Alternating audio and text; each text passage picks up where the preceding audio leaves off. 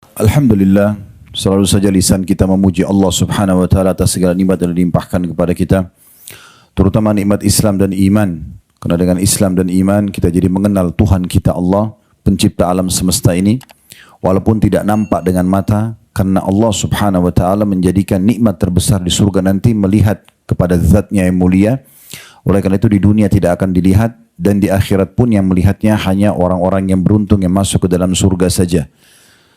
Dan nikmat yang cukup banyak yang Allah Subhanahu wa taala berikan kepada kita dengan turunnya agama, atau Allah berikan kepada kita agama, kita jadi bisa tahu mana yang boleh dan tidak boleh dari makanan, minuman, pakaian, pendapatan, pergaulan, dan apapun yang kita butuhkan untuk roda kehidupan ini dipandu, sehingga akhirnya Allah pun akan memberikan balasan atas ketaatan-ketaatan kita kepadanya, dan tentu ada hukuman bagi orang yang membangkang.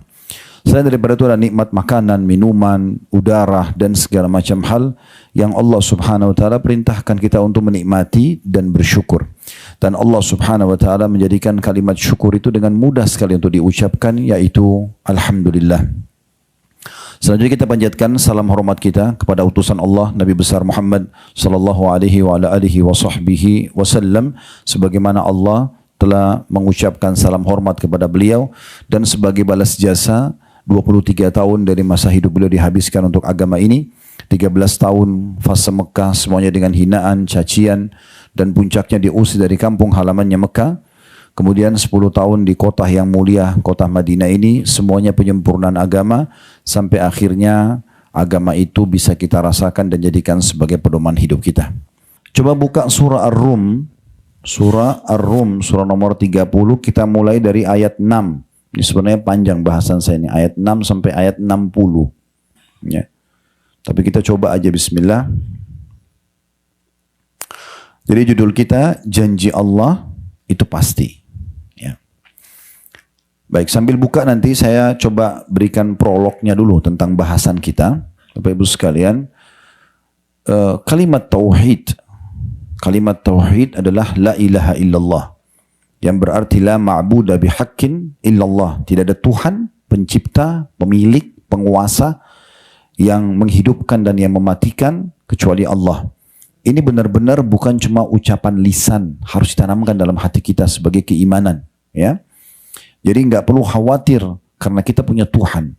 Kalau nikmat sedang melimpah, maka yang memberikan nikmat kepada kita, mata bisa melihat, telinga mendengar, hidung bisa menghirup, lidah dan bibir mengucap dan mengecap, tangan menjamah, kaki melangkah, apa sajalah oksigen yang kita hirup, air yang kita konsumsi, semua fasilitas yang ada ini, itu yang ciptakan kita Allah, yang ciptakan nikmat itu Allah, yang juga bisa menambah dan mempertahankan hanya Allah. Berarti hanya mintanya kepada Allah saja. Kalau kita sedang datang ujian, yang ciptakan kita Allah, yang ciptakan ujian itu Allah, yang bisa memberikan solusi hanya Allah saja. Maka poin ini dasar sekali, pondasi dasar. Bapak Ibu perlu garis bawahi, dakwah Nabi Muhammad SAW 13 tahun di Mekah. Dari masa kenabian, ya, dari umur 40 tahun sampai 53 tahun. Itu belum ada kewajiban puasa. Puasa Ramadan itu pas perang Badr. Tahun 2 Hijriah, baru diwajibkan puasa. Jadi sudah tahun ke-15 dari masa kenabian baru ada perintah puasa Ramadan. Zakat juga di fase Madinah. Haji itu justru terjadi di akhir hidup Nabi. Setelah pembebasan kota Mekah baru ada kewajiban haji bagi umat Islam, karena waktu itu Mekah memang masih dikuasai oleh orang-orang kafir Quraisy, ya. Jadi satu-satunya yang diperintahkan kalau dari sisi ibadah di Mekah itu sholat saja. Itu pun sholat. Kejadian Isra Mi'raj itu terjadi di tahun ke-11 dari masa kenabian. Bukan di tahun pertama, tahun kedua langsung diperintahkan sholat, tidak. Di tahun ke-11. Setelah 10 tahun Nabi, ya, berdakwah di Mekah, di awal tahun 11 terjadi namanya Amul Huzun, tahun kesedihan. Kenapa? Karena waktu itu meninggal 2 orang yang sangat berjasa membela dakwah Nabi SAW. Yang pertama Abu Talib, pamannya, tapi meninggal dalam keadaan kafir.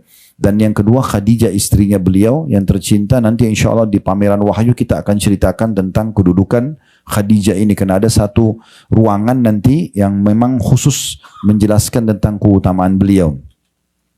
Nah, dikenal dengan tahun kesedihan. Di situ Nabi SAW dihibur oleh Allah Subhanahu Wa Taala dengan 2 kejadian besar.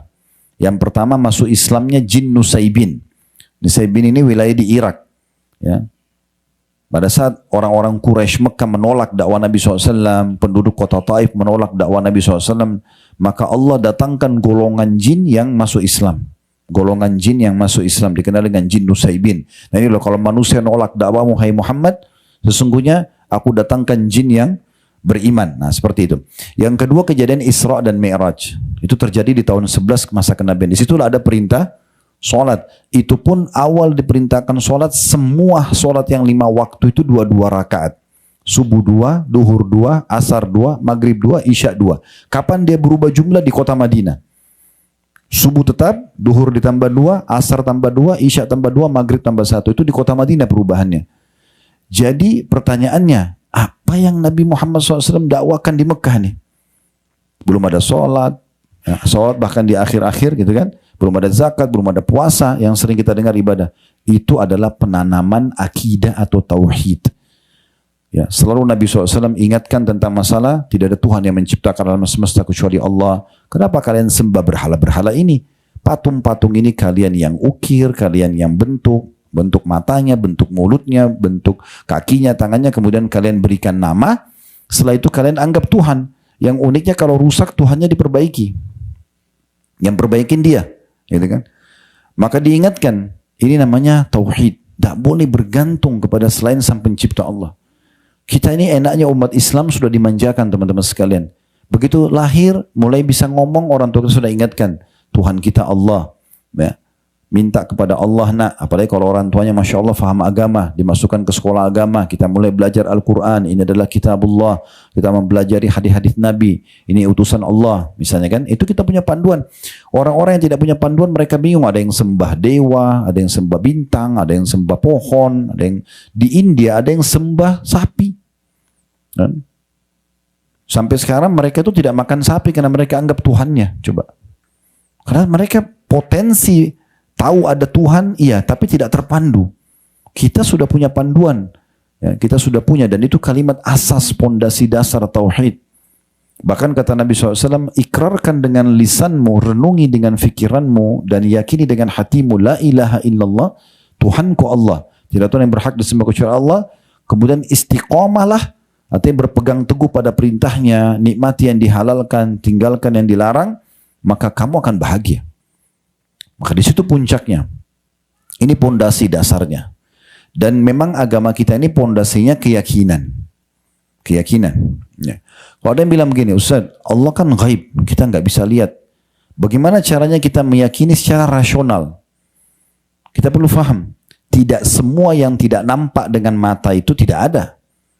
Terbukti misalnya, bukankah kita rasakan rasa lapar, haus, kenyang, suka, benci, ngantuk, ya kan, sakit, rasa nggak? Tapi kita lihat nggak wujudnya? Hah? Mana jemaah Uhud ini masih hidup nggak? Pernah lihat nggak sakit itu bagaimana wujudnya? Lapar, kenyang, nggak pernah kan? Berarti ada hal-hal yang gaib tapi kita rasakan, kan gitu. Ini cara mengimani secara akal hal-hal yang gaib. Kalau memang ada di alam kita yang gaib, karena ada Allah yang gaib tidak nampak, tapi kita mengimaninya, gitu kan? Begitu juga malaikat tidak nampak, tapi kita mengimani kepada bahkan rukun iman kita. Ada syaitan yang menyesatkan manusia tidak nampak, tapi semua itu ada fakta kalau itu ada. Contoh misalnya Allah Subhanahu Wa Taala. Kalau ditanya mana buktinya Allah, baik dari mana alam semesta ini? Ada satu fakta, contoh yang bisa jadi fakta. Saya sering sampaikan di pengajian tentang masalah tauhid. Ini dasar sekali. Banyak manusia Bapak Ibu sekalian sangat bangga, bahkan kagum ya, kagum kalau kita bahasakan, dengan seorang pelukis. Di mana pelukis itu, dia misalnya contoh, dia sama seorang pelukis pergi ke pinggir pantai, kemudian pantai itu kebetulan di siang hari, lagi teriknya matahari, terang sekali, terlihat jernih laut tersebut, mungkin ada ikan terlihat, ada udara yang berhembus, mungkin di situ ada burung yang terbang, ada matahari yang terasa teriknya, kemudian ada awan, ada pohon kelapa misalnya yang sedang berbuah. Lalu si pelukis ini berada di sebelah orang ini, bawa papan lukisnya 1 kali 1 meter, lalu dia lukis persis seperti apa yang dilihat oleh orang ini dan si pelukis tadi. Kira-kira apa kata orang ini? Bagus banget. Bahkan lukisan yang mirip dengan aslinya itu mahal kan? Ya, bisa puluhan miliar bahkan sekian banyak harganya gitu. Ini unik ini. Mereka kagum-kagum dengan pelukis yang sebenarnya pelukis itu hanya sekedar menciplak apa yang ada di depannya. Dan uniknya lukisan ini hanya bisa dilihat saja. Sekarang lukisan itu yang dia sudah lukis ditaruh di ruang tamu misalnya, kita cuma bisa bilang, oh ini pelukis pernah lukis tahun sekian di sini ya. Nggak bisa dirasakan apa-apa, cuma nampak. Tapi kalau ciptaan Allah ini, rasakan udaranya, dirasakan terik panasnya, dirasakan sejuk airnya, didengar kicauan burungnya, bisa dinikmati kelapa itu, dan terus ada. Gimana manusia bisa mendustakan kalau ada pencipta ini? Bangunan ini Bapak Ibu sekalian, kira-kira masuk akal nggak? Kalau tidak ada arsitek yang gambar, tidak ada tukang-tukang dan buruh yang bekerja untuk membangunnya. Kalau pasti saya yakin 100% jawaban kita tidak mungkin. Kan gitu. Masa tiba-tiba ada hotel ini? Kan nggak mungkin. Listrik ini, kalau tidak ada yang mengatur instalasinya, kira-kira tiba-tiba ada? Kan nggak mungkin. Nah, bagaimana bisa ini kita bilang tidak masuk akal? Tapi alam semesta ini pergantian siang malam, pagi terbit matahari, malam terbenam matahari, pergantian musim, musim hujan, musim panas, musim dingin. Ini semua tidak ada yang pencipta yang mengatur. Gimana caranya? Coba tangkap secara akal sehat, kan tidak mungkin. Dan ada ribuan argumentasi seperti ini untuk membantah orang-orang ateis yang mengatakan tidak ada Tuhan. Kan gitu. Lalu dia dari mana sekarang? Kalau dia dari ibunya dari mana? Ibunya dari mana? Siapa yang awal nih? Mana yang awal buktikan, suruh buktikan dia. Dia nggak akan bisa buktikan. Kalau kita seorang beriman, oh Allah ciptakan Nabi Adam dari tanah, lalu Allah ciptakan dari tulang rusuknya istrinya Hawa, kemudian berkembang biaklah manusia. Diutuslah utusan-utusan Allah untuk menyampaikan sampai nanti mereka berbakti akan dapat balasan pahala dan surga, kemudian orang bangkang akan dekat kena hukuman dan masuk neraka. Dan surga yang dijanjikan puncak nanti di akhirat itu sudah terinci semuanya.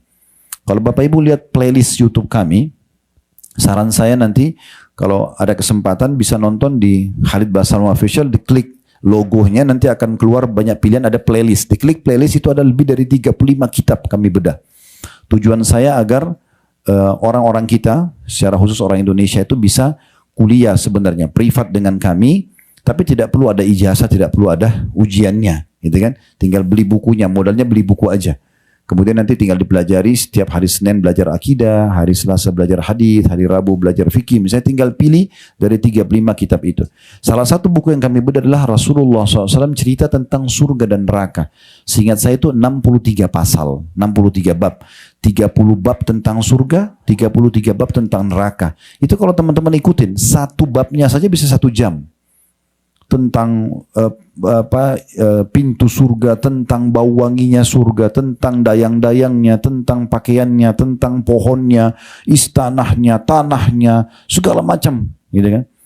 Itu terinci seperti kita sedang melihatnya. Saya mau saat menyampaikan materi itu dan saya sendiri juga jemaah itu kita merasakan seperti kita berada melihat depan mata disampaikan. Begitu juga dengan neraka, siksa yang paling rendah sampai siksa yang paling berat dirincikan semua. Minumannya ahli neraka, makanan mereka, seperti apa jeritan mereka, seperti apa penyesalan mereka, semuanya dipaparkan panjang lebar. Beruntung sekali kita menjadi orang Muslim. Udah Tuhanmu lahir, ini Tuhanmu Allah ya, ini hukumnya syariatnya. Ini yang boleh makanan, makan ayam, makan kambing, makan segala macam. Ini yang nggak boleh ya, babi nggak boleh, bangkai nggak boleh. Selesai. Lahir sudah ada panduan hidup, sudah tahu Tuhan kita siapa, sudah tahu kalau kita lakukan ketaatan, oh sholat, puasa ya, haji dan umroh, kita akan dapat balasan ini. Tinggal ikutin selesai. Dan yang luar biasa, seperti sekarang kita fakta yang tidak bisa terbantahkan, kayak kita sekarang ini melaksanakan ibadah. Bukankah kita merasakan kenikmatan teman-teman? Azan kita kejar ke masjid, kita semangat sholat qobliyah, sholat ba'diyah, kita kejar doa antara azan dan iqamah, coba kita zikir, ada kesempatan sedekah, kita lakukan. Itu kan semua menandakan memang ini pasti ada pemandunya, nggak mungkin. Yang munculkan perasaan itu siapa? Yang mendatangkan semua kita ini siapa? Kan begitu. Ini harus dikuatkan ini. Pondasi tauhid harus kita kuatkan.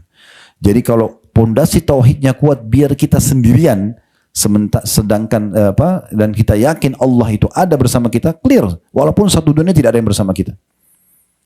Apalagi kalau kita mau sempurnakan dengan diikuti sangka baik kita kepada Allah. Kata Nabi SAW, Allah SWT berfirman dalam hadis Qudsi, riwayat Bukhari, Ana inda dhanni abdi bi. Saya sesuai dengan prasangka hambaku, kata Allah.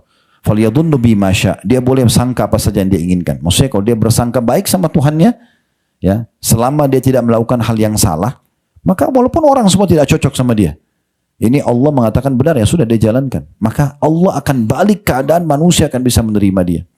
Sebaliknya kata Nabi SAW, kalau dalam sebuah hadis yang lain, kalau seseorang melakukan satu perbuatan yang membuat Allah murka untuk mencari keridhaan manusia, Allah akan balik keadaan, manusia akan murka sama dia, meninggalkan dia. Jadi bagaimana kita memperbaiki hubungan dengan Allah Subhanahu wa ta'ala. Nah, yang kita titik beratkan sekarang ini tentu bahasan tauhid sangat lebar, panjang lebar babnya, dan ini sudah kami bedah di playlist YouTube tadi. Kalau Bapak Ibu mau lebih lengkap, ada 4 bab, 4 pasal saya bahas dalam bab akidah. Itu pasal 1 sampai pasal 4 semuanya membahas tentang tauhid ini. Ditulis oleh Syekh Abu Bakar Jazair rahimahullah, seorang ulama yang pernah ngajar di Masjid Nabawi selama 40 tahun dan sekarang beliau sudah meninggal. Nama bukunya Minhajul Muslim. Saya sarankan Bapak Ibu semua beli buku ini. Harganya tidak lebih dari 200.000. Hanya makan siang biasa orang pakai 200.000, gitu kan. Ini beli buku ini taruh di rumah. Ada bab akidah, ada bab adab, ada bab akhlak, ada fikih muamalah, ada fikih ibadah, fikih muamalah. 5 hal yang dibahas dalam buku itu hampir 1.000 lembar. Semua sudah kami bedah di YouTube kecuali bab warisan saja. Artinya 900 lembar lebih sudah dibahas. Bapak Ibu tinggal beli bukunya, ikutin, nonton 1 jam sebelum tidur, bab akidah pasal 1. Itu tentang beriman kepada Allah, sampai bab pasal 4 tuh. Tentang uluhiyahnya Allah, rububiyahnya Allah, asma wa sifat. Bagaimana kita beriman bahwasanya Allah itu memang pencipta. Bagaimana kita beriman bahwasanya wajib memang kita tunduk dan beribadah kepada Allah. Dan bagaimana kita meyakini Allah itu punya nama-nama dan sifat-sifat yang mulia. Itu 4 pasal dibahas. Coba ikutin supaya lebih dalam nanti. Salah satu hal yang harus kita hubungkan, dan ini sangat erat hubungannya dengan masalah bahasan akidah kita ini, adalah janji Allah benar. Nah, itu yang harus kita tanamkan. Tidak mungkin Allah itu memungkiri janjinya. Sekarang boleh buka surah Ar-Rum tadi, surah nomor 30 di ayat 6-nya, ya. Saya bacakan. Wa'adallah la yukhlifullahu wa'dahu walakinna aktsaran nasi la ya'lamun. Janji yang sebenarnya dari Allah. Allah itu benar kalau berjanji. Allah tidak akan menyalahi janjinya. Artinya Bapak Ibu beriman, beramal soleh, bahagia, masuk surga. Itu pasti. Nggak ada pemungkiran masalah itu. Ya. Dan orang yang durhaka, durjana, akan sengsara dan akan susah hidupnya. Ini sudah jelas peraturan Allah Subhanahu wa ta'ala. Tetapi kebanyakan manusia tidak mengetahuinya. Tafsir makna tidak mengetahui artinya tidak mau belajar. Nggak mau belajar sehingga tidak tahu. Harusnya dia pelajari tentang siapa itu Tuhannya, ya, bagaimana menanamkan keyakinan dalam hati seperti kita sedang bahas sekarang, dan bagaimana dia terus mengejar apa yang Allah janjikan dengan penuh keyakinan akan diberikan, dan dia menghindari apapun yang Allah ancamkan dengan penuh keyakinan supaya dia bebas darinya. Kalau tidak dia akan kena hukuman. Ya. Kemudian ayat 8-nya, ya'lamuna zahiran minal hayati dunya wa hum 'anil akhirati hum ghafilun. Terjemahannya, mereka orang-orang yang tidak mau belajar tentang Allah itu hanya mengetahui yang lahir saja dari kehidupan dunia. Karena tidak mengenal Allah, jadi urusannya cuma dunia saja. Cuma makanan, minuman, pakaian, ya sudah, pekerjaan, mati, selesai. Sebatas itu saja. Sedangkan mereka tentang kehidupan akhirat lalai. Nikmatnya menjadi orang beriman nih Bapak Ibu sekalian, kita boleh menikmati dunia. Gak ada larangan. Silakan, kayak kita sekarang di hotel bintang 5, makan makanan enak, bekerja, kejar prestasi terbaik dunia. Tidak ada larangan. Menjadi orang yang tertinggi jabatannya di kalangan manusia, menjadi orang yang paling harum namanya, orang yang paling melimpah hartanya, orang yang paling banyak titelnya, gak ada masalah. Dalam Islam tidak dilarang. Yang penting 5 huruf, halal. Dan hindari 5 huruf yang lain, haram. Dan perlu digarisbawahi, yang halal ini banyak sekali. Yang haram itu sedikit sekali. Tujuannya hanya sebagai ujian saja. Pada saat Allah Subhanahu wa ta'ala menggantungkan tubuh kita ini dengan protein hewani misalnya, maka Allah tidak mengharamkan semua hewan, Tapi Allah halalkan seperti kambing, sapi, ayam, kelinci, rusa, semua hewan air halal. Satu sisi Allah larang sebagian kecil, babi, bangkai misalnya, hanya sebagai ujian. Ya, hanya sebagai ujian. Kalau Bapak Ibu kerja di perusahaan, pasti kalau kita awal melamar di perusahaan kan akan disampaikan, kalau kamu kerjakan 1, 2, 3, 4, 5, kamu dapat ini. Itu kan maksudnya seperti yang dibolehkan ya. Tapi pasti perusahaan akan bilang, dan kalau kamu langgar, maka akan ada ancaman ini. Ini sebenarnya hanya sebagai warning saja, peringatan saja. Bukan ini target utama perusahaan. Target utama perusahaan adalah bagaimana kita menjadi pegawai yang baik dan dapat bonusnya, kan gitu. Ini cuma peringatan. Nah seperti itu antara halal dan haram itu. Jadi sebenarnya yang halal itu banyak. Begitu juga pada saat Allah larang kita minuman keras, gak boleh mabuk. Gak boleh memabukkan. Tapi Allah ganti air putih, madu, sirup. Di Indonesia ada jamu. Banyak minuman yang lain. Ada kopi, ada teh. Terus kenapa harus khamr? Nah, ada yang lain kan. Pada saat Allah berikan kita potensi untuk suka dengan lawan jenis. Karena kalau tidak saling suka, tidak ada populasi manusia. Laki-laki harus tuangkan spermanya, perempuan harus terima sperma itu lalu bertemu dengan itu, lalu dia mengandung 9 bulan. Ini pengorbanan luar biasa. Kalau Allah tidak buat syahwat, maka pasti orang tidak mau.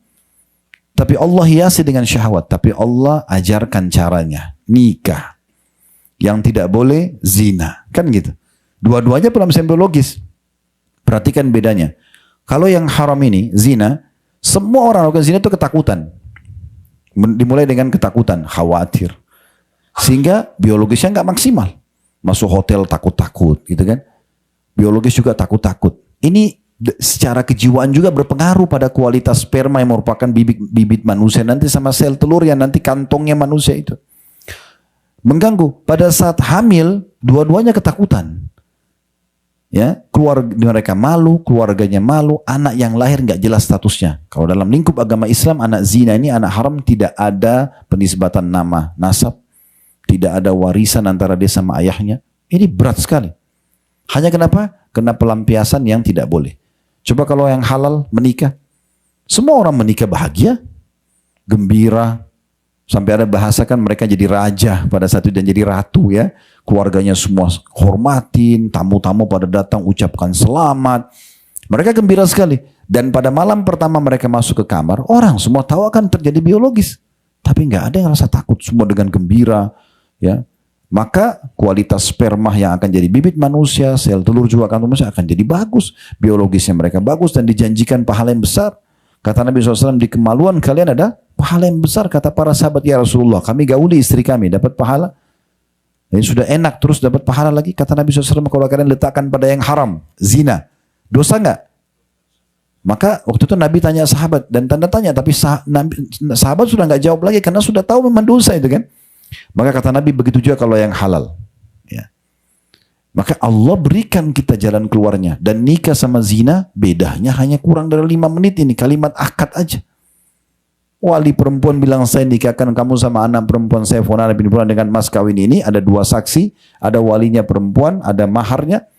Sah, selesai. Si laki-laki cuma bilang, saya terima nikahnya. Ini kalimat, saya terima nikahnya cukup. Kan gitu. Sudah sah, selesai. Lalu kenapa harus zina? Kenapa bukan nikah? Kan gitu. Jadi Allah kasih solusi. Oleh karena itu orang yang beriman kepada Allah ini betul-betul dapat panduan hidup. Semuanya boleh. Tidak ada yang tidak. Ya, jadi yang baik-baik itu boleh semua. Yang haram itu sedikit. Hanya sekedar sebagai ujian. Gitu kan? Seperti itu. Nah selanjutnya ayat 8 sampai beberapa ayat ke depan. Allah subhanahu wa ta'ala sekarang lebih menekankan tentang masalah kenapa kalian tidak beriman kepadaku. Ini loh bukti-buktinya. Nah kita mulai ayat 8. Bukti tentang keberadaan Allah. Allah mengatakan, awalam yatafakkaru fi anfusihim ma khalaqallahu as-samawati wal arda wa ma bainahuma illa bil haqqi wa ajalin musamma wa inna katsiran minan nasi bi liqa'i rabbihim lakafirun. Mengapa mereka tidak memikirkan tentang kejadian diri mereka? Dari mana kita ini? Maaf, ini orang yang sudah berumah tangga pasti tahu. Udah balik, udah dewasa tahu. Sperma, maaf kalau habis biologis kita nggak membuahi sel telur. Diapakan? Dibuang kan? Iya, maaf kita cebok ya. Dibuang ya. Padahal itu bibit manusia loh itu. Secara medis kalau diambil sperma itu dilihat itu manusia semua itu. Miliaran jumlahnya.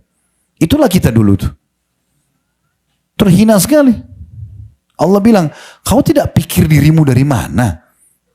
Kamu ini dari mana? Terus tiba-tiba sombong, baru sarjana, baru profesor. Mana Tuhan?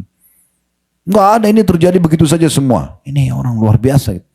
Allah ajak pertama sekali teguran Allah di sini, mengapa mereka tidak pikirkan tentang kejadian diri mereka? Ya. Apalagi kita waktu kecil, kita bisa apa teman-teman? Lahir, mata masih belum bisa melihat, pendengaran belum sempurna. Semua cuma tahu nangis. Bahasanya cuma nangis. Mau lagi lapar, mau jadi ngantuk, mau lagi sakit, sama saja. Lalu Allah buat kasih sayang di hati ibu kita sama ayah kita, lalu ngurus kita. Sampai disekolahkan, dipandu cara pakaian, cara jalan, segala macam. Ini ilmunya semua Allah turunkan, diberikan kepada manusia tersebut. Sayangnya setelah mulai jadi sarjana membangkang.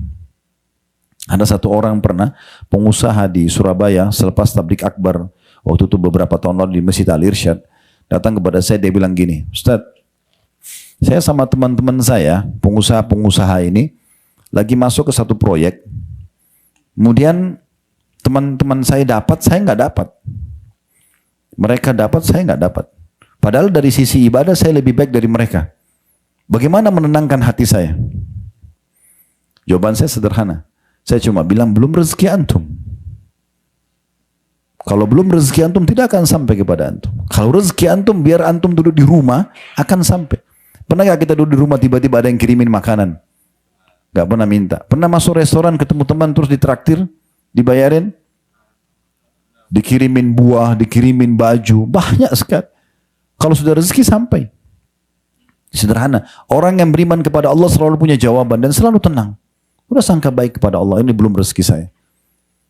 Saya pernah subhanallah pulang bawa makanan ke rumah.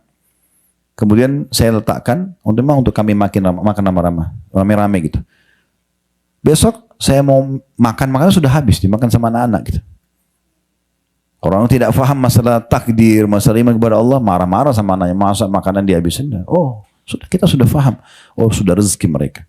Nggak akan sampai ke kita. Saya pernah pulang dari Surabaya ke Jakarta waktu itu habis tablik akbar juga. Ada satu, saya beli makanan kesukaan saya waktu itu. Kemudian saya masuk ke lounge nunggu kena naik bisnis kelas. Kemudian saya letakkan makanan itu di sebelah saya. Saya sibuk nyusun materi, buka laptop sambil nunggu pesawat jadwalnya. Karena sudah ada panggilan, saya buru-buru tutup laptop, saya pergi. Subhanallah, makanan itu saya lupa. Saya lupa makanan itu. Dan nanti di Jakarta baru saya ingat. Memang belum rezeki saya. Tidak akan jadi rezeki saya itu. Kata Nabi SAW, dalam sebuah hadis, tidak akan wafat satu jiwa, kecuali akan sampai kepadanya rezeki terakhirnya. Kalau antum harus ditakdirkan Allah minum setetes air itu sebelum meninggal, antum akan minum. Akan sampai. Makanya Hasan Basri mengatakan rahimahullah, tentang masalah kekuatan tauhid dalam masalah ini, beliau mengatakan bahwasanya aku selalu senang dan tenang karena 3 hal. Ya. Yang pertama sekali beliau sebutkan adalah karena rezekiku tidak akan diambil oleh orang lain. Kalau Allah sudah takdirkan akan sampai kepada aku. Jadi tidak ada istilah, oh ini orang ambil peluang saya atau apa. Tidak. Memang dia yang akan dapat, bukan kita. Di saat itu, masing-masing sudah punya rezeki. Baik, ini karena cukup panjang, kita coba ringkaskan. Jadi dikatakan, Allah mengatakan yang ini teguran Allah yang pertama tuh ajak berpikir, mengapa mereka tidak memikirkan tentang kejadian diri mereka. Allah tidak menjadikan langit dan bumi dan apa yang ada di antaranya. Semua langit dan bumi ini yang bisa nampak dengan mata kita ataupun tidak nampak. Misalnya kedalaman lautan kita tidak bisa lihat lagi, atau terlalu jauh di langit sana ada bintang yang tidak bisa kita lihat. Allah mengatakan Allah tidak menjadikan langit dan bumi dan apa yang ada di antara keduanya melainkan dengan tujuan yang benar dan waktu yang sudah ditentukan. Maksudnya untuk mendatangkan keimanan kalian kepada Allah. Siapa yang mengatur semua ini? Dulu di kota Madinah ini subhanallah, mudah-mudahan satu waktu mereka akan buat lagi. Di sisi kanan yang kemarin kita sempat ke kebun yang Abu Bakar dibayat, ya, Thaqifah Bani Sa'ad. Dulu di situ dekatnya ada pameran Al-Quran. Di dalamnya itu ada satu layar besar, kita bisa lihat, jadi dipasang kamera, diperlihatkan kalau 10 meter dari Masjid Nabawi ada orang lagi duduk baca Quran. 10 meter itu kelihatannya seperti ini loh manusia itu. Ditarik 50 meter, sudah nggak kelihatan dia. Tinggal seperti titik, 100 meter, 1 kilometer, sampai sekian juta kilometer. Ditarik sekian, manusia, bukan cuma manusia, buminya pun sudah nggak kelihatan. Sampai secara ilmu kita pernah belajar semua ilmu pengetahuan alam. Bagaimana bumi ini kalau disatukan dengan bintang-bintang ini seperti pasir semuanya. Karena banyaknya kan. Nah itu secara ilmiah pun terbukti seperti itu. Jadi semua ini Allah ciptakan dengan benar. Harus kita tahu ini ada penciptaan, ada yang mengatur semuanya. Ya. Dan dengan waktu tertentu, maksudnya akan datang nanti hari kiamat. Semua ini akan Allah musnahkan, kemudian Allah hidupkan kita di alam akhirat sana. Dan sesungguhnya kebanyakan di antara manusia benar-benar ingkar akan pertemuan dengan Tuhannya. Mereka nggak mau yakin akan ada pertemuan dengan Allah nanti, akan ada hisab. Jadi mereka mau melakukan apa saja tanpa ada agama yang mengawasinya. Ayat 9-nya, ini fakta yang kedua yang Allah ajak kita berfikir tentang keberadaannya. Awalam yasiru fil ardi fayanzuru kaifa kana akibatul ladzina min qablihim kanu ashadda minhum quwwatan wa atharul arda wa amaruha aktsara mimma amaruha wa ja'atuhum rusuluhum bil bayyinat fama kana Allahu liyadhlimahum walakin kanu anfusahum yadhlimun. Apakah mereka tidak mengadakan perjalanan di muka bumi dan memperhatikan bagaimana akibat yang diderita oleh orang-orang sebelum mereka? Nah ini contoh, kalau dari sini ada 4 jam dari kota Madinah namanya Madain Saleh. Ya, saya lihat ada beberapa teman-teman kita yang bermain di media di Indonesia, mereka ke sana terus mereka angkat di medsos mereka ya. Dikenal juga dengan Al-Ula, tapi ini wilayah sebenarnya sarannya para ulama untuk tidak datang secara khusus ke sana kecuali kita kebetulan lewat ya. Tempatnya kaum Tsamud, kaumnya Nabi Saleh Allah binasakan. Nah itu ada faktanya. Bagaimana di situ ada lokasi yang sangat besar, mereka memahat gunung-gunung dan itu peninggalan rumah-rumah mereka. Yang dulu Nabi Saleh punya unta yang mereka minta dikeluarkan dari gunung batu, ya kemudian mereka bunuh unta itu. Nah ini Allah binasakan mereka. Nah itu ada faktanya. Di Jordania, ya kalau satu waktu insya Allah ke Palestina, biasanya kita melewati Laut Mati. Nah Laut Mati ini itu diyakini oleh para ahli sejarah tempatnya kaum Lut disiksa. Yang mereka lakukan homoseksual, lalu Allah angkat negeri mereka. Ada 10 perkampungan, itu diangkat oleh Allah lalu dibalik. Karena mereka tidak mau mendengar Nabi Lut alaihissalam. Cukup banyak gitu kan. Fakta-fakta berhubungan dengan masalah. Allah suruh melihat.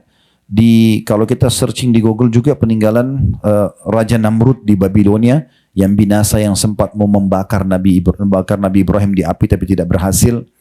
Fir'aun di Mesir, sampai sekarang kita bisa lihat muminya. Kami pernah buat paket umrah plus Mesir, itu masuk ke museumnya di Kairo, itu sampai ke sebelahnya muminya itu, sampai ada satu jemaah tanya saya, Ustaz ini Fir'aun yang ngaku Tuhan itu? Saya bilang ya ini nih.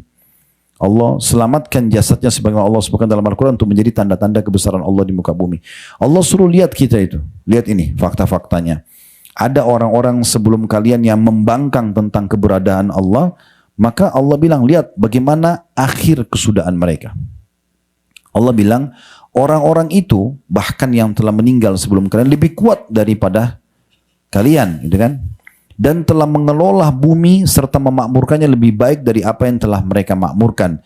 Dan telah datang kepada mereka rasul-rasul mereka dengan membawa bukti-bukti yang nyata. Mukjizat, kitab-kitab. Maka Allah sekali-kali tidak berbuat zalim kepada mereka, akan tapi mereka lah yang berbuat zalim kepada diri mereka sendiri. Maksudnya orang-orang yang tidak mau beriman sama Allah, akhirnya tidak punya panduan hidup, tidak tahu siapa Tuhannya, tidak tahu mana yang boleh dan mana yang tidak boleh dari kehidupan ini, maka mereka menzalimi diri mereka sendiri. Ayat 10-nya, "Tsumma kana 'aqibatal ladzina asa'u su'a an kadzabu bi ayatillahi wa kanu biha yastahzi'un." Kemudian akibat orang-orang yang mengerjakan kejahatan adalah azab yang lebih buruk. Diganggu di dunia dan di akhirat juga terganggu di dunia dengan hukuman-hukuman, dan di akhirat juga akan ada hukuman yang lebih berat. Karena mereka mendustakan ayat-ayat Allah dan mereka selalu memperolok-oloknya. Ayat 11-nya, Allahu yabda'ul khalqa thumma yu'iduhu thumma ilaihi turja'un. Ketahuilah Allah Tuhan kalian yang menciptakan manusia dari permulaan. Sperma sama sel telur ketemu. Kemudian mulailah menjadi 40 hari dalam hadis dikatakan dalam bentuk sperma, 40 hari lagi dalam bentuk gumpalan darah, 40 hari lagi kemudian dalam bentuk gumpalan daging. Ya, kemudian baru mulailah terbentuk tulang-tulang kita ini. Allah mengatakan Allah menciptakan manusia dari permulaan, kemudian mengembalikan atau menghidupkannya nanti lagi pada hari kebangkitan di hari kiamat. Kemudian kepadanya lah kalian semua akan dikembalikan. Nah, ini butuh keyakinan bahwasanya kita akan kembali kepada Allah Subhanahu wa taala. Memang sebagaimana sebagian ulama mengatakan Allah menciptakan Adam dan dimasukkan ke dalam surga awalnya agar semuanya turunannya masuk ke dalam surga. Cuma Allah tugaskan sebagai pemimpin di muka bumi, sayangnya ada sebagian keturunannya yang membangkang, akhirnya mereka akan menuju ke neraka. Kalau mereka ikuti jalur yang benar, panduan agama yang Allah turunkan dari langit, yaitu agama Islam, maka mereka akan selamat. Kemudian ayat 12-nya, wa yauma taqumus sa'atu yublisul mujrimun. Dan pada hari terjadi kiamat nanti, orang-orang yang berdosa terdiam dan berputus asa. Saya sarankan ini di ayat 12-nya nanti Bapak Ibu hubungkan dengan surah Al-Mu'minun. Surah nomor 23, ayat 99 sampai ayat 115. Ya.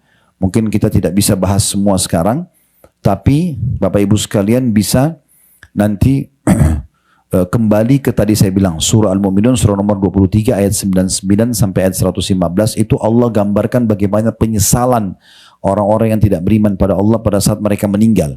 Pas lihat malaikat maut baru mereka menyesal. Mereka mengatakan qala rabbirji'un, wahai Tuhan kami atau Tuhanku kembalikanlah aku di dunia, jangan dimatikan dulu. Untuk apa? Bukan untuk makan makanan favorit, kembali meeting miliaran rupiah, bukan. Tapi la'alli amalu salihan fima tarakt. Semoga aku bisa mengerjakan amal soleh yang dulu aku tinggalkan. Dan terus saja itu ayat 99 sampai ayat 100, nanti ada sampai 115 bisa Bapak Ibu baca tentang penyesalan mereka. Dan terus terjadi penyesalan itu sampai nanti masuk dalam neraka. Di hari kiamat nanti teman-teman ada 3 golongan yang menyesal. Golongan pertama adalah orang yang kafir, munafik, orang musyrik pada Allah SWT ini menyesal karena mereka kekal dalam api neraka. Kemudian, dan ini ada buktinya, salah satu faktanya adalah waktu Nabi SAW menang di perang Badar, ya, lokasi Badar cukup jauh dari sini, jadi kita tidak ke sana. Tapi kami buat setahun sekali ada umroh sirah nabawi, itu memang mendatangi semua lokasi titik perang dan lebih banyak fokus cerita di situ. Tapi Bapak Ibu bisa ikutin kajian sirah nabawi kami tentang perang Badar. Waktu jenazah 70 orang jenazah orang-orang kafir Quraisy itu, tokoh-tokohnya tadi yang saya sempat singgung di Gunung Uhud ya, mereka terbunuh, Nabi SAW suruh masukkan jenazah itu ke dalam sebuah sumur. Kecuali jenazahnya Umayyah bin Khalaf, karena waktu dia terbunuh, badannya membengkak. Dan kalau ditarik bisa copot anggota tubuhnya, maka Nabi SAW suruh timpahin saja dengan batu, ditutup dengan batu. Umayyah bin Khalaf ini yang menyiksa Bilal di Mekah, majikannya Bilal ya. Itu terbunuh di perang Badar, dan yang bunuh di perang Badar adalah Bilal sendiri radhiyallahu anhu. Nah, waktu jenazah Abu Jahal, jenazah Syaibah, Walid dan yang lainnya itu 69 orang, kecuali Umayyah bin Khalaf dimasukkan sumur. Lalu Nabi SAW bilang begini, wahai Fulan bin Fulan, disebutkan namanya satu persatu, dipanggil satu persatu. Lalu kemudian Nabi SAW mengatakan, apakah kalian sudah dapat apa yang Tuhan kalian ancamkan kepada kalian? Tentu jenazah tidak bisa ngomong ya. Terus kata Nabi SAW, ketahuilah aku telah mendapatkan apa yang Tuhanku janjikan. Umar di sebelah Nabi bilang begini, ya Rasulullah, mereka sudah jadi bangkai, bagaimana mereka bisa mendengar Anda? Kata Nabi SAW, wahai Umar, demi zat yang jiwaku dalam genggamannya, sungguh mereka lebih jelas mendengar suaraku daripada engkau mendengar suaraku sekarang. Tapi mereka tidak bisa menjawabnya. Nah, di saat itu penyesalan datang, tapi tidak ada manfaatnya lagi. Sudah nyesal, kenapa nggak beriman dari awal? Gitu kan? Dan saya sudah jelaskan tadi, orang beriman itu enak, bisa apa saja selama halal, kan gitu. Kecuali orang beriman teman-teman, gak boleh makan daging, gak boleh biologis, gak boleh bekerja, pokoknya terkurung di penjara sampai mati. Itu lain. Ini semuanya bisa dinikmatin. Kenapa gak jadi orang beriman? Malah terpandu kan gitu. Ini golongan pertama nyesal hari kiamat. Golongan kedua adalah orang-orang ya yang melakukan kemaksiatan. Banyak sekali dosanya tapi tidak sempat taubat. Ini juga nyesal karena mereka akan lewat neraka dulu baru masuk ke dalam surga. Ya, dan ini susah. Jangan bilang kalau orang Islam nanti Ustadz setelah dibersihkan neraka akan masuk surga, enggak apa-apa deh. Ini orang nggak paham. Saya kasih gambarannya begini supaya jangan pikiran begitu ya. Coba ambil korek gas kecil, ya, kemudian bakar jempolnya sendiri, ya. Hitungan detik aja dia, 10 detik. Panas nggak? Kalau 1 menit, mateng ya. Harus operasi plastik ini. Karena sudah rusak gitu kan. Itu baru ini saja. Di neraka itu semuanya api. Allah gambarkan tentang neraka. Tadi saya bilang kalau lihat buku yang saya bedah Rasulullah cerita surga neraka itu, api itu dari semua penjuru. Jadi di kiri, di kanan, di atas, di bawah semuanya api. Selain itu, di sebelah kiri kanan kita semuanya teriak. Orang teriak, orang kesakitan, luar biasa. Kulitnya terbakar ya, dan tidak mati. Coba bayangin. Sisa tulang sama sedikit otot tapi tidak mati.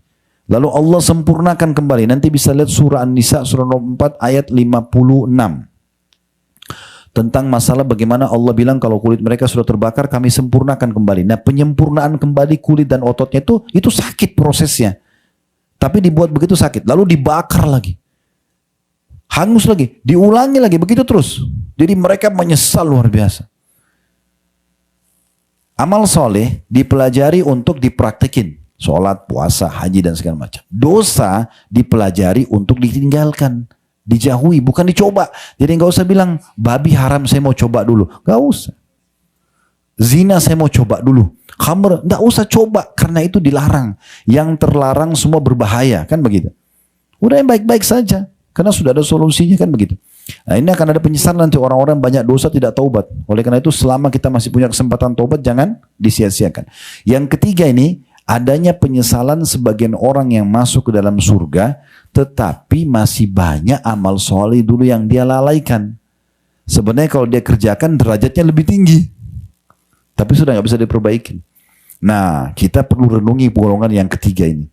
Karena kita kan sudah beriman sama Allah, Alhamdulillah. Kita juga sudah coba beramal soleh, buktinya kita keluarin harta, keluarin waktu untuk ibadah begini kan. Jangan sia-siakan peluang ibadah. Selama ada kesempatan, lakukan segera. Karena nanti menyesal kalau kita nggak kerjakan. Termasuk yang banyak ditinggalkan orang adalah amal sunnah. Kenapa kamu nggak sholat duha? Kan sunnah. Kenapa kamu nggak puasa Senin Kamis? Kan sunnah. Ini kan sunnah seakan-akan bukan perintah agama. Sunnah juga diperintahkan untuk mengerjakan. Dan sunnah itu nanti akan membantu amal wajib kita di akhirat. Kan begitu kata Nabi SAW kan? Awal amal dihisab hari kiamat adalah sholat wajib. Kalau dia baik, maka akan membantu amal lain. Kalau dia buruk, maka akan mengganggu amal lain. Lalu kata Nabi SAW, kalau sholat wajibnya seorang hamba itu kurang, maka Allah perintahkan kepada para malaikat mencari sholat sunnahnya. Kalau ditemukan maka diperintahkan untuk melengkapkan kekurangan sholat wajib di timbangan amal supaya dia lolos. Coba bayangkan tuh, luar biasa. Begitu juga dengan sedekah membantu menyempurnakan zakat, puasa sunnah, puasa Ramadan yang dibantu, umrah begini membantu menyempurnakan haji, gitu. Kalau tidak ada yang kurang maka berarti dia menjadi nilai plus. Dan juga orang kalau dekatkan diri kepada Allah SWT dengan amal-amal sunnah, maka Allah akan mencintainya. Kata Nabi SAW, Allah berfirman, seorang hamba terus mendekatkan diri kepadaku dengan amal soleh, amal sunnah sampai aku mencintainya. Kalau aku sudah mencintai, maka aku akan menjadi pendengaran yang digunakan. Aku akan menjaga pendengaran yang digunakan untuk mendengar, mata yang digunakan untuk melihat, tangan digunakan untuk menjamah, kaki yang digunakan untuk melangkah. Dan kalau dia meminta kepada aku, kata Allah, aku akan berikan. Ya, jadi memang ini keutamaan orang yang mengerjakan amal soleh. Jadi jangan sia-siakan itu ya. Ini tentang tafsir surah Ar-Rum ayat 12-nya. Dan pada hari kiamat orang-orang berdosa terdiam dan mereka putus asa. Karena mereka sudah tidak bisa lagi memperbaikinya. Di dunia ini masih bisa. Dan saya sering, bahkan saya pernah buat satu ceramah khusus judulnya Hari Emasmu. Hari ini sekarang yang kita masih hidup ini, ya, hari ini hari apa ini? Hari Kamis, ya. Hari Kamis ini adalah hari emas kita. Kenapa? Karena hari ini kita masih hidup. Besok Jumat kita tidak tahu hidup atau tidak. Maka ini hari emas. Kalau masih hidup maka segera kerjakan amal soleh yang diwajibkan dan disunnahkan. Dan kalau punya dosa segera taubat. Karena besok kita tidak tahu. Umur kita sebenarnya adalah umur yang sudah lewat. Ya. Kalau misalnya ada di sini umurnya 30 tahun, berarti sudah 30 tahun. Itulah umur dia yang sebenarnya. Ke depan Allahu a'lam masih ada 30 tahun atau tidak. Mungkin cuma sehari, sejam, semua akan meninggal. Bagaimanapun kondisinya tadi saya jelaskan di kuburan para syuhada Uhud. Dan itu pasti akan meninggal, gak bisa tidak. Kemudian ayat 13-nya, walam yakun lahum min syurakaihim syufa'a'u wa kanu bi syurakaihim kafirin, dan sekali-kali tidak ada pemberi syafaat bagi mereka, tidak ada yang bisa tolong mereka nanti di hari kiamat dari berhala-berhala mereka. Apapun yang mereka sembah, patung, jimat, pohon, keramat, tidak ada yang bisa memberikan apa-apa kepada mereka. Dan mereka mengingkari berhala-berhala itu. Di hari kiamat mereka memungkiri sendiri berhala-berhala itu. Berapa menit lagi azannya? Coba dicek. 22. Oke. Kita coba 10 menit ya, supaya ada persiapan untuk maghrib nanti. Ayat 14-nya, wa yauma taqumus sa'atu yauma idzin yatafarraqun, dan pada hari kiamat terjadi, di hari itu mereka manusia akan bergolong-golongan. Maksudnya yang beriman dan orang yang kafir. Nah, ayat 15-nya Allah gambarkan golongan itu. Fa ammal ladzina amanu wa amilus solihati fahum fi raudhatin yuhbarun.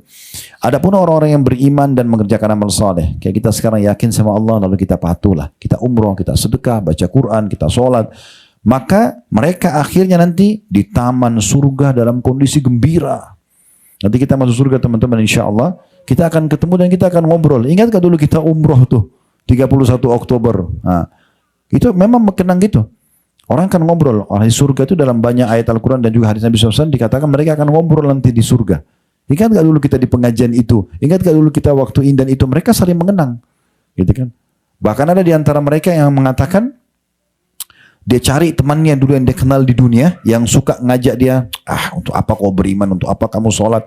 Di surga dia cari, kalian lihat gak teman saya si Fulan? Dicari-cari di surga gak ketemu. Lalu Allah izinkan dia melihat ke neraka, ditemukan temannya di neraka. Pada saat itu dia ngomong, ya, dia mengatakan, hampir saja kau celakakan saya. Kalau dulu saya ikut kamu, kamu bilang apakah kamu termasuk orang yang percaya tentang Allah, tentang surga neraka? Untung saya diselamatkan sama Allah. Jadi luar biasa itu. Ya, Allah sudah berikan bongkaran-bongkarannya, ya, atau bocorannya pada saat sekarang. Ya, orang akan gembira nanti di surga itu. Gembira. Dalam sebuah hadis yang sahih, saya tambahkan satu riwayat di sini. Ya, kata Nabi SAW, nanti akan didatangkan orang yang paling susah hidupnya di dunia. Dari lahir sampai meninggal orang miskin sekali. Menderita, makannya pun dibantu oleh orang misalnya. Tapi orang beriman, azan, sholat. Ini di Indonesia banyak ini, antum bisa lihat ya. Saya kadang-kadang kalau pulang pengajian, atau lagi mau menuju ke pengajian, azan saya mampir ke masjid. Yang mampir di masjid tukang bakso, penjual gorengan, yang lewat mobil Alphard Mercy, tidak ada yang mampir sholat. Ya. Ini orang-orang tetap jaga, keluarin dari gerobaknya sarungnya, sholat, Masya Allah, berdoa, lalu jualan lagi. Apa kata Nabi SAW? Didatangkan nanti hari kiamat orang yang paling susah dunia, tapi orang beriman. Dicelupkan satu celupan di surga, masuk dikeluarin lagi. Ditanya, kamu pernah menderita nggak selama ini?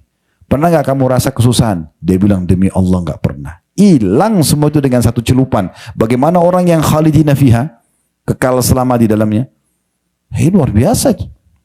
Kata Nabi SAW, ini tentang neraka akan datang setelah ini ayatnya ya. Kata Nabi SAW, akan didatangkan orang yang paling gembira di dunia. Lahir anak raja, meninggal di kerajaan juga. Dari lahir sudah kaya raya dan semua. Tapi orang kafir.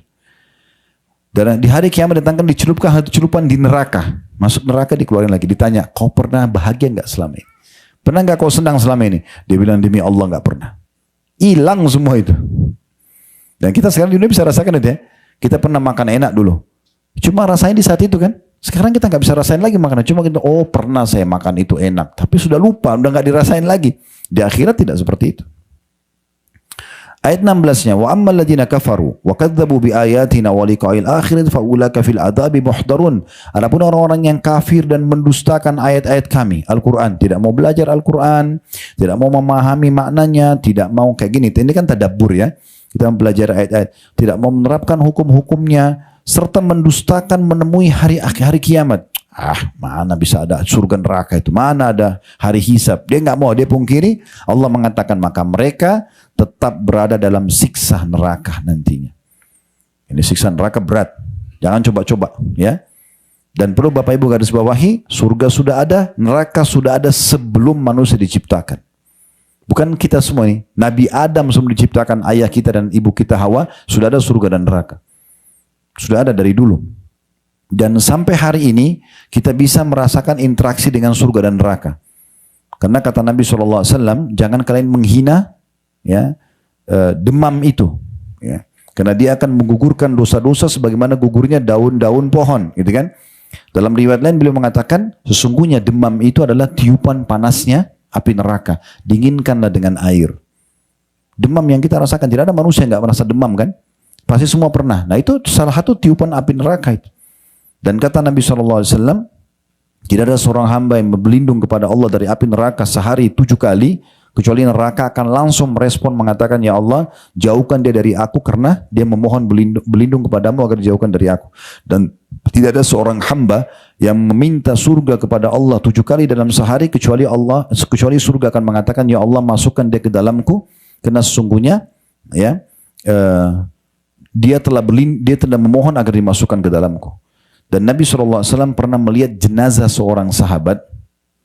Ini kejadiannya di Khaybar. Waktu Nabi SAW setelah perang Khandak tadi yang kita sedikit ceritakan, ada perang Khaybar sekitar 175 kilo atau 180 kilo dari sini. Ini kalau di Umrah Sirah Nabawi, kita memang ke lokasi benteng-benteng Yahudi di sana yang direbut oleh kaum muslimin dan menceritakan di lokasi ya. Tapi itu butuh waktu memang. Kita bisa seharian penuh gitu kan dalam perjalanan. Yang jelas waktu Nabi SAW mengepung benteng Khaybar, ada 9 benteng. Benteng pertama waktu ditaklukkan namanya benteng Naim. Setelah 40 hari Nabi SAW kepung, 40-42 hari. Rupanya ada satu orang Arab Badui, dia saksikan peperangan dari jauh. Dan dia kagum melihat umat Islam. Dan dia karena umat Islam ini para sahabat baca Quran dalam bahasa Arab, dia orang Arab, dia ngerti. Jadi selama 40 hari tiap hari didengarin sama dia. Dia lihat peperangan ini. Dia lihat umat Islam ini saling berbagi, saling berkasih. Peperangan juga kalau ada musuh yang terbunuh, mereka tidak ada mutilasi, nggak ada kejahatan mereka. Mereka perang iya. Akhirnya dia datang kepada satu sahabat, dia mengatakan, kalian ini agama apa? Dari mana asal kalian? Ceritakan, kami agama Islam, kami dari kota Madinah dan segala macam. Setelah diceritakan panjang lebar tentang Islam, dia tertarik, bilang saya mau masuk agama kalian. Kata sahabat ini, kamu ke depan aja sana. Ada Nabi. Langsung aja masuk Islam di tangannya. Datanglah orang ini. Nabi SAW lagi bagi-bagi harta rampasan perang karena benteng pertama Yahudi sudah takluk. Maka kata orang ini, ya Rasulullah, saya mau masuk Islam. Pandulah setelah syahadat. Lalu kata Nabi SAW kepada sahabat yang kumpulin harta rampasan perang, kasih juga orang ini. Karena dia masuk Islam pas lagi pembagian harta rampasan perang. Jadi ini keluar sebuah hukum sendiri kalau kita memberikan juga bagian kepada orang yang baru masuk Islam.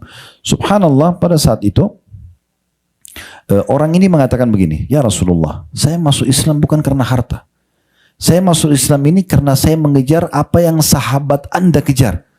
Sahabat Anda menceritakan, mereka keluar dari Madinah tidak berharap pulang ke rumah mereka lagi. Mereka mau terbunuh di medan perang supaya mereka masuk surga. Saya mau begitu. Lalu dia tunjuk begini, ya Rasulullah, saya berharap dari benteng Yahudi yang akan Anda serang lagi setelah ini. Karena benteng kedua mau diserang oleh Nabi kan. Ada anak panah Yahudi yang keluar, kena di sini. Dia tunjuk dada kirinya, tembus di sini. Lalu saya mati syahid. Kata Nabi SAW, kalau kau jujur Allah akan kasih. Kalau kau tulus minta itu Allah akan kasih. Subhanallah, gak lama kemudian mulailah berkecamuk perang pengepungan benteng kedua dan sistem orang Yahudi di Khaybar waktu itu, mereka takut bertemu dengan umat Islam, mereka cuma lempar anak panah dari dalam benteng. Yang pertama kena anak panah orang yang baru masuk Islam ini. Dan anak panahnya kena di titik yang dia tunjuk tadi. Betul kena situ, tembus itu dan mati orang ini. Waktu Nabi SAW lihat, Nabi mengatakan, apakah orang ini tadi yang masuk Islam? Kata para sahabat, ya Rasulullah. Kata Nabi SAW, Maha Suci Allah yang telah membenarkan janjinya. Ya, siapa yang mau lihat penghuni surga yang belum pernah sujud sekalipun, lihat orang ini. Lalu Nabi bilang, ini perkataan yang saya ingin sampaikan. Kata Nabi SAW, ketahuilah, surga itu lebih dekat dengan seseorang di antara kalian daripada tali sendal kalian sendiri. Tinggal beriman, amal soleh, mati masuk surga. Gitu kan? Dan ketahuilah neraka juga lebih dekat kepada seorang dari kalian daripada tali sendalnya sendiri. Dia zina, dia riba, dia membunuh, dia mati masuk neraka. Selesai. Waktunya sebentar. Oleh karena itu teman-teman sekalian harus kita perhatikan baik-baik masalah ini tentunya. Baik, saya mungkin tutup hanya sampai di ayat 19 maaf. Bila Allah SWT mudahkan nanti ada pengajian di Mekah, kita akan lanjutkan karena ini cukup panjang sampai ayat 60 ya. Di ayat 17-nya Allah SWT mengatakan fasubhanallahi hina tumsuna hina tusbihun, maka bertasbihlah kepada Allah yang telah menurunkan ayat Al-Quran kepada kalian, memperkenalkan tentang dirinya, dan kalian akhirnya punya panduan hidup. Bertasbih kepada Allah di waktu kalian berada di petang hari, kayak kita sore begini, biasanya kita kenal dengan zikir petang, ya. Dan juga di waktu kalian berada di pagi hari atau subuh. Lalu ayat 18-nya, walahul hamdu fis samawati wa ardi wa asyiyan wa hina tudhirun, dan baginya lah, N-nya besar kata ganti Allah, segala puji di langit dan di bumi, dan di waktu kamu berada pada petang hari, dan di waktu kamu berada di waktu duhur. Maksudnya semua di langit dan di bumi ini bertasbih kepada Allah, cuma kita tidak mendengar tasbihnya, ya. Lalu ayat 19 yang terakhir kita bahas, yukhrijul hayya minal mayyiti wa yukhrijul mayyita minal hayy wa yuhyil arda ba'da mautiha wa kadzalika tukhrajun. Ketahuilah Allah itu, dia-nya besar kata ganti Allah, dia mengeluarkan yang hidup dari yang mati, ya. Dan mengeluarkan yang mati dari yang hidup, dan menghidupkan bumi sesudah matinya, dan seperti itulah kamu akan dikeluarkan dari kubur nanti. Lihat telur, ya. Kan telur biasa kita tiap hari lihat keluar dari ayam, ya. Kalau kita pecahin, kita goreng, kita bisa makan kan gitu. Tapi kalau kita biarkan diperam oleh induk ayam, jadi anak ayam enggak? Kan dari sesuatu yang seperti manusia anggap mati, tapi ini bisa hidup gitu kan. Atau mungkin pohon yang sudah mati, tapi tumbuh ada pohon baru dari pohon tersebut kecil misalnya. Nah, siapa yang membuat semua itu? Itu kan kuasa Allah SWT. Maka Allah memperkenalkan dirinya. Dia yang mengerjakan atau melakukan semua itu. Ini termasuk tanda-tanda kekuatan kita atau penjelasan tentang masalah tauhid kita kepada Allah Subhanahu Wa Taala. Nah, ayat 20, ayat 21 semua ini adalah, kalau Bapak Ibu baca terjemahannya langsung saja ya. Dan di antara tanda-tanda kekuasaannya, ayat 20. Terus disebutkanlah tentang kamu diciptakan dari tanah. Ayat 21, dan di antara tanda-tanda kekuasaannya, dia menciptakan untukmu istri-istri atau pasanganmu. Itu ayat 21. Ayat 22, dan di antara tanda-tanda kekuasaannya, dia menciptakan langit dan bumi. Ayat 23-nya, dan di antara tanda-tanda kekuasaannya, tidurmu di malam hari. Di ayat 24-nya, dan di antara tanda kekuasaannya, dia memperlihatkan kepadamu kilat untuk menimbulkan rasa takut. Di ayat 25-nya, dan di antara tanda kebesarannya, ya, kekuasaannya, dia yang berdirinya langit dan bumi dengan iradatnya. Artinya ada semua ini, ya. Terus begitu Allah Subhanahu Wa Taala ingatkan kita di ayat ini, ayat demi ayat, sampai nanti ayat 60-nya. Dan insya Allah nanti ke depannya dengan izin Allah Subhanahu Wa Taala, semoga Allah mudahkan, kita akan lanjutkan nanti di Mekah, ya, dengan izin Allah Subhanahu Wa Taala. Baik, nanti kita akan tutup dengan ayat 60. Kalau misalnya Allah tidak berikan kita izin untuk ta'lim di Mekah, maka saya sampaikan sekarang sebagai penutup ayat 60-nya, ya. Ini pesan terakhir Allah di surah Ar-Rum ini, setelah menjelaskan panjang lebar tentang memperkenalkan dirinya siapa supaya kita beriman kepada dan patuh. Allah mengatakan, fasbir inna wa'dallahi haqq wa la yastakhifannaka alladhina la yuqinun. Maka bersabarlah kamu, hai Muhammad, dan semua orang-orang beriman. Sabar dalam mengerjakan ketaatan, sabar dalam ujian, ya. Karena sesungguhnya, kata Allah, janji Allah itu benar. Kan judul ceramah kita, janji Allah itu pasti, ya. Ini ada dua ayat tadi. Ayat 6-nya Allah jelaskan tentang janjinya benar, pasti, dan ayat 60 juga Allah bilang begitu. Dan bersabarlah kamu dalam mengerjakan ketaatan, dalam meninggalkan dosa, dalam ujian-ujian yang ada. Sesungguhnya janji Allah adalah benar, dan sekali-kali jangan orang-orang yang tidak meyakini kebenaran ayat-ayat Allah itu menggelisahkan kamu. Maksudnya membuat kamu ragu, bimbang, ya. Jadi tetap yakin di atas pondasi ini sampai kita meninggal.